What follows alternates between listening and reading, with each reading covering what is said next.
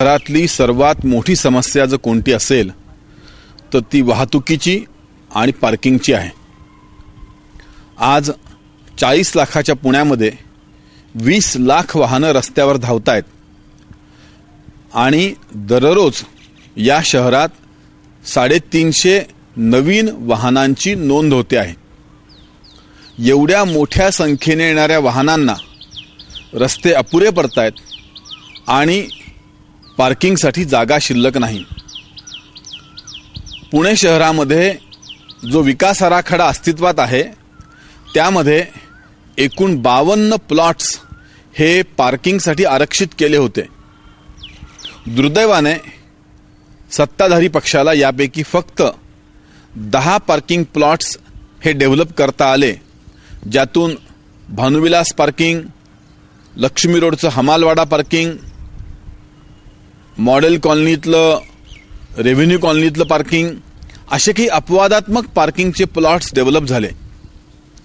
मी जेव्हा शहर सुधारणा समितीचा अध्यक्ष होतो तेव्हा पुण्यातले हे सर्वच्या सर्व 52 प्लॉट्स संपादित करून त्या ठिकाणी मल्टी स्टोर पार्किंग उभं करण्यासाठी एक व्यवहार्य योजना आणली, ज्यामध्ये खाजगी जागांवरती जे पार्किंग आहे ते जर महापालिकेला संपादित करायचं असेल तर जागा मालकाला अधिक मोबदला दिला पाहिजे।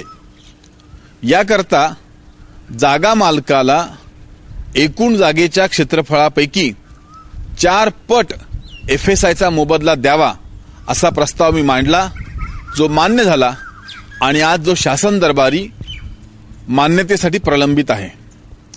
जर जागा मालकाला त्याच्या जागेच्या एकूण मार्केट व्हॅल्यूपैकी तिप्पट किंवा चौपट जर मोबदला मिळाला तर मला असं वाटतं की पुण्यातले जागा मालक आनंदाने पुणे महापालिकेला आपले पार्किंग प्लॉट्स उपलब्ध करून देतील आणि त्यातून पुण्यात 52 ठिकाणी मल्टी स्टोरी पार्किंग सिस्टीम उभ्या करता येतील।